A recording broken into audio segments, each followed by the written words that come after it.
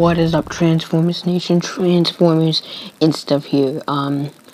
Well, I just want to quickly tell you guys that we will be reviewing Transformers Cybertron Season 2 review. Once again, this is a continuation of, Transformers Energon. And sorry about the noise, once again, it's in the background. But, yeah.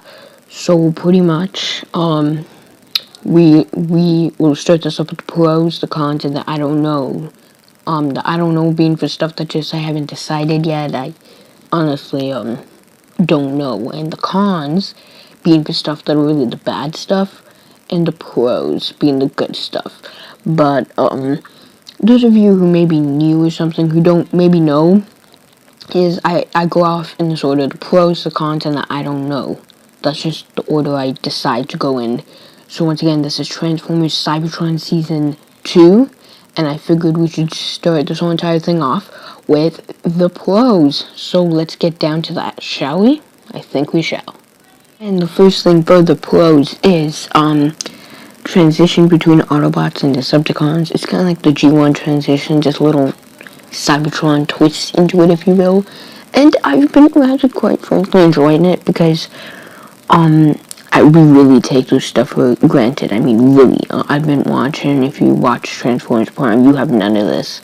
So, as a kid, I really did take this for granted, so I'm just sorry because you shouldn't really honestly take this stuff for granted, man. But yeah, that's pretty much about it for the first pro. Okay, another thing for the pros would be, G1 references, like major G1 references. As you see, you can see G1 Rodimus, G1 Optimus Prime, G1 Jazz. I believe, you can see, I believe that's them. Comment below if you want to say if I was wrong or not, but I believe I see G1 Jazz, G1 Prime, G1 Optimus Prime, G1 Rodimus. Loving those G1 references. They were even a G1 Soundwave, not in this picture, except in another episode with Sideways, and that was very cool.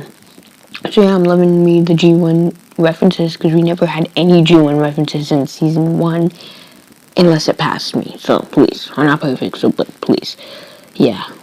And for the last, unfortunately, the last pro being Primus.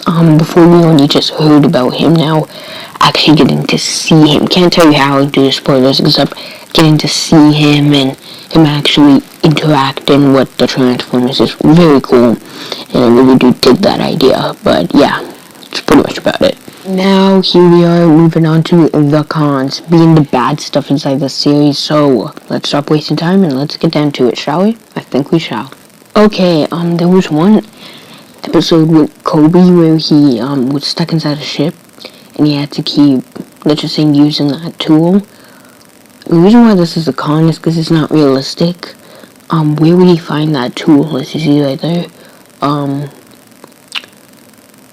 Where would he find that? It didn't make sense, and it's just not realistic. I understand it's a kid show, except even some kids were probably like, okay, where did he find that? But yeah, it's just kinda ox in a box. Okay, another thing for the cons is, I should have mentioned this in Season 1, but it kind of passed me by and had some grace with Season 1. Unlike Season 2, I'm going to take it up a little notch. Is, too much talking during transformation and combining. Too much talking. It gets kind of annoying. Combining, I can understand why. Maybe there was a little talking, but transformation, really just let them transform like they did in Energon when there's whatever, right? I know, terrible representation, but still, they should have really just done that. And sometimes they do, except, ish, is what I'm gonna say. Okay, here we are onto the last con, being Nemesis Breaker. Kind of him and kind of not him. He doesn't talk. I found that very annoying. And Megatron used something, not gonna tell you what for spoilers, to make Nemesis Breaker out of Leo Breaker using his dark side. You should never have used Leo Breaker, it just made absolutely no sense.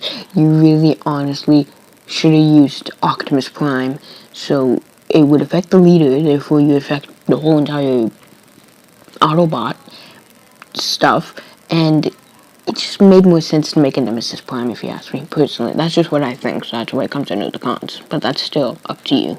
And here we are into the I don't know section. Once again, this is just stuff I'm just undecided and leaving it up to you. Comment down below, so let's get started. And sadly, there's only one thing for the I don't know section, being Soundwave. I can't say nothing like his G1 counterpart. He does have some G1 references inside of him, but I don't know. I've only seen him for like 2 episodes, so that's why it comes in the I don't know section. We just have to see much more of the character. That's all I got here, sorry. But be sure to comment down below about Soundwave and anything else you've seen.